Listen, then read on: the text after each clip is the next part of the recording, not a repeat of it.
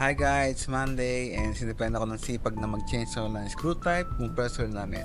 Alam ko naman nasa memorya ko na malapit na ang June na, so tara, ready nyo na ang popcorn. So, double check na muna natin ang mga consumables, baka yung mga naiwan, mga filters lang naman to and mga katala. And I have 2 sizes, boy, at mga oil filter wrench. The rest ng tools meron dun sa planta. Siyempre, mga carburetor gadget natin, pang POB, and of course, tripod. So, let's go. Biyaheng langit na. Biyaheng change oil. Ay, sana matraffic. Yung iba puro reklamo sa traffic. Ako gusto nga traffic. Akala kong traffic. Kakalimig kaya ng ulo. So, ito yung screw type compressor namin. It's a screw type compressor from Guangdong Hyundai Precision Machinery. Model ATC DPM 7D5. Drain as per user manual. And ito yung pressure niya. Wait natin mag-zero hindi nga pala ako nagawa. Si Orle. Kayo, no? Una muna yung air filter muna. Kala ko yung hose plant, yung banat yung pala sa taas. So, to twist lang. Twist is lucky pala. Yan, meron na kaming salaan. Ski Panda yan. Yung color block na yan Ang bagay yan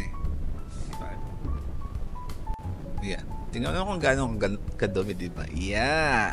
Diba? Grabe, nasaglit lang yun Pag mga wood shop talaga, check natin tong tapos na. Sa 4 liter oil capacity.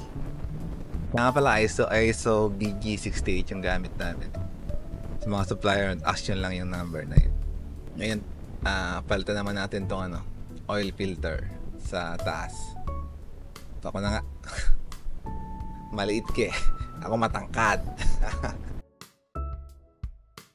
So ito, tirahin natin itong ito yata yung tinatawag nilang ano tawag dyan, intake valve, suction valve, intake/suction valve. Putang inang yan, hindi ko mabasa. Medyo nagtagal kami dito sa part na to ito pala yung filter yata, separator yata tawag dyan hindi ko na binasa yung manual. Tatanong na ako sa supplier ko ano yung mga next steps. Saka may video naman sila pinapadala kung paano i-maintain yung makina sa yung mga consumables. Alam mo yung mga part number. Ano pala yung mga take note nyo pagka tatanggalin nyo yung filter. Ayan. Hindi ko alam kung bakit malangis pero yung first time namin tinanggal siya wala namang ganyan so naglagay na lang kami ng use can sa ilalim para masaylo yung mga oil para dito mapunta sa makina. Ito, magkakarga na kami ng langis. Maganda yung picture namin meron siyang level. Ayan, kay Panda rin. Kailangan kung may shop kayo, maganda, meron natin kayong ganyan. Pag change oil lang, kahit yung mga piston type or screw type para susukat saka hindi mawawala yan. Kasi pag mga lata lang, mga bote lang ng coke, palagi na mawawala yan. Saka palagi andi dyan yan. Pag hinanap. Kagamunan pala kami ng mga kalahating litrong yung bagong langis para itulak niya yung mga nasa baba. Parang ipa-flush namin. Tapos mamaya, bobombitin namin ng pressurized na hangin. Meron pa naman kayong maliit na compressor dito para itulak lang yung mga lumang langis pa baba. Ayan, binabombitan ni Orle at medyo matagal ito. Para mga 30 minutes o 45 minutes. Hintay ko mayari, bumalik muna ako sa opisina. Yeah, may tumutulo dyan sa taas at nilagyan ko ng sapin. Kasi yung ilalim niyan, nandyan yung air filter naman. Baka mag-leakage Naglagay na rin ng improvised na, ayan, tiga-salo ng mga tumatapon langis. Para hindi na kailangan ng tigahawak. Genius! Kaya sali na namin yung first 2 liters na langis. Sabi ko kanina 4 na liter to So 2 litro muna. Gagawin namin 2 litro.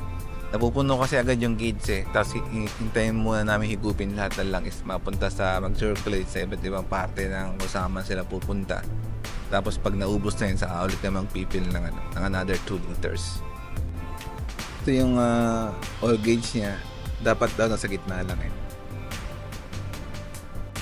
Yeah, so start natin. 2 button yan Stop saka start. Pero may touchscreen yan. Mga iba-ibang options yan doon. So ito yung level niya pagka hindi pa nag-i-start. Then pag na-start mo na, bumababa siya. So ang sabi sa manual, dapat daw nasa gitna lang pag normal mode ba yun or something, parang ganun. So wakad natin yung motor kung nag-iinit. Ayan. Ito nga pala yung sensor namin IoT yan. Minomonitor namin yung mga temperature ng makina. Para may history kami kung may abnormalities or kung ano man data mag-gather na baka in the future magamit namin. Ito yung pressure guard yan, pumapalo na sa 80 na yata mukhang successful naman yung pagkaka-change oil na.